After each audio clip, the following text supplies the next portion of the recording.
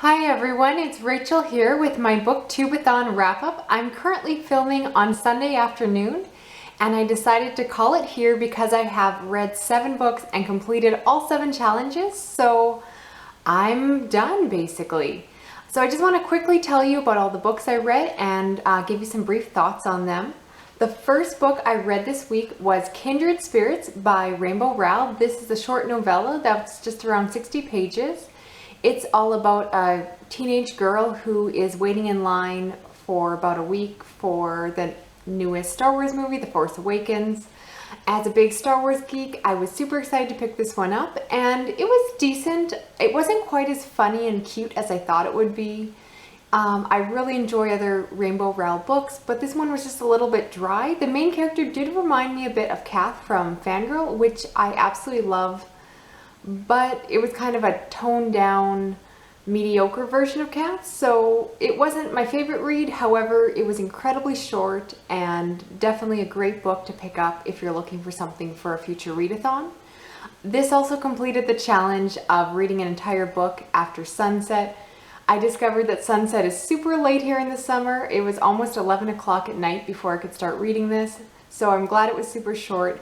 And there was also yellow in the title, so that completed that challenge as well. The next book I finished was George by Gino, and this is about a young transgender girl named George who is auditioning for the school play. She wants to play the role of Charlotte, but because the world sees her as a boy, this is an issue. This is a middle grade novel, so it definitely is intended for a younger audience, and I did feel old reading it. However, despite that, I still thought it was a really important story. I understand this is one of the first transgender stories ever written and published for a middle grade audience, so I'm really glad this book exists. I'm glad I read it.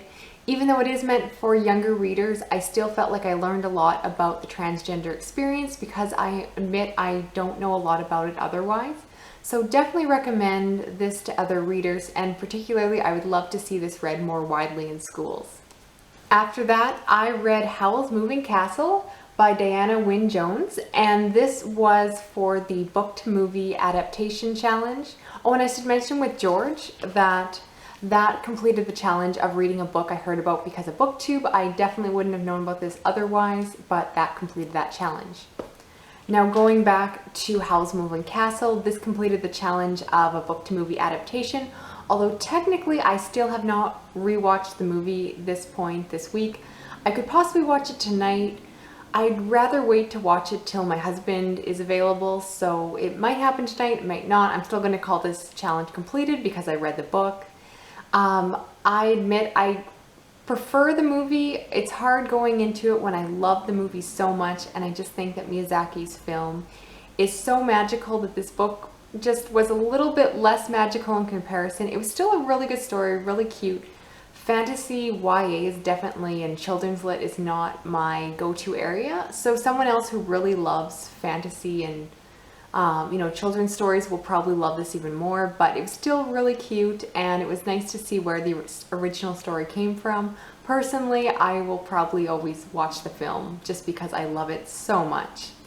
You're probably noticing that I got through this week because I picked a lot of short books, and at this point I switched to some graphic novels.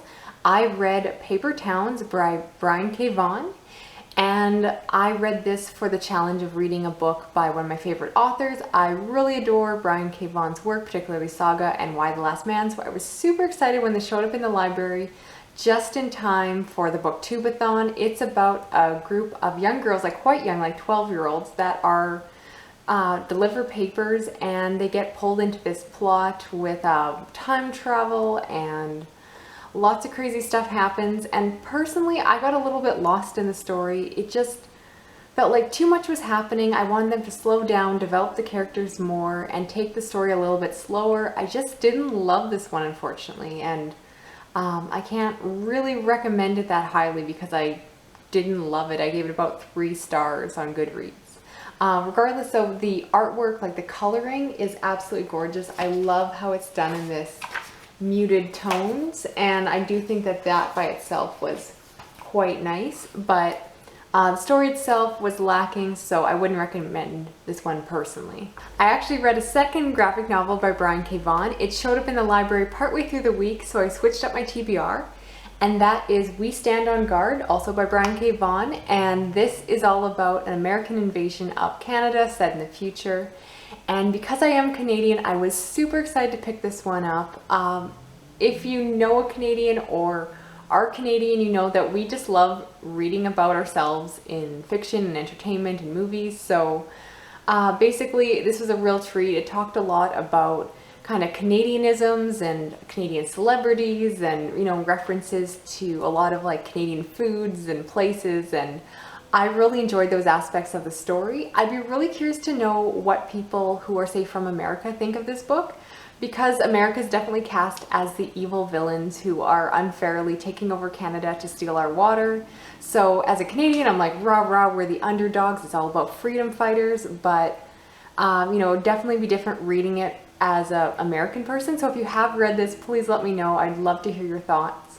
Otherwise, it's not the kind of graphic novel I normally pick up. It is very focused on war, so a lot of military scenes. Still a good story if you are interested in more like a story involving like a war and military and lots of explosions and action. This is definitely one to pick up. I gave this one, I believe, 4 stars on Goodreads. At this point in the week, I was really craving some adult fiction. I definitely needed to mix it up, so I decided to pick up Promise Not to Tell by Jennifer McMahon, and she wrote one of my favorite novels, which is The Winter People, which I always gush about, and I decided to go back and read her debut novel. This is about a young girl who years back was quite poor and teased, called the Potato Girl, and she was brutally murdered, and then years later her friend from back then returns to her town and another girl is also murdered, and it goes back and forth in time. I'm really torn about this one. I loved aspects of it. I think Jennifer McMahon is a very talented writer. I like what she's trying to do in her stories. She writes very creepy details.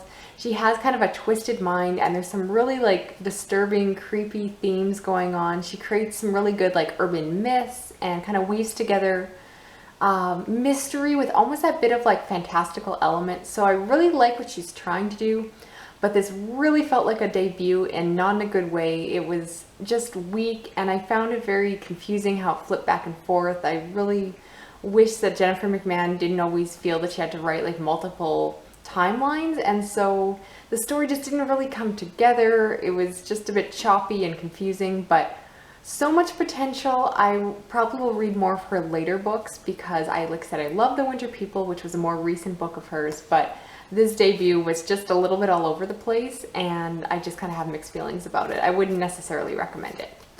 And lastly, today on Sunday, I read my last book for the Booktubeathon, and that was a reread technically. I decided to pick up Relish by Knisley, which is one of my all-time favorite graphic memoirs. It is all about the author's experiences growing up with food. Her parents were both foodies, and she really grew up in the kitchen, and great experiences with like gourmet food and restaurants and traveling to different places. Even though I'm not really a foodie myself, I appreciate food, but I don't have that background in kind of more expensive exotic foods we ate very normally growing up, and I cook very average, I'd say, as an adult. But regardless of that, I absolutely love this graphic novel. I inhaled it so fast rereading it. It's definitely one of my favorites.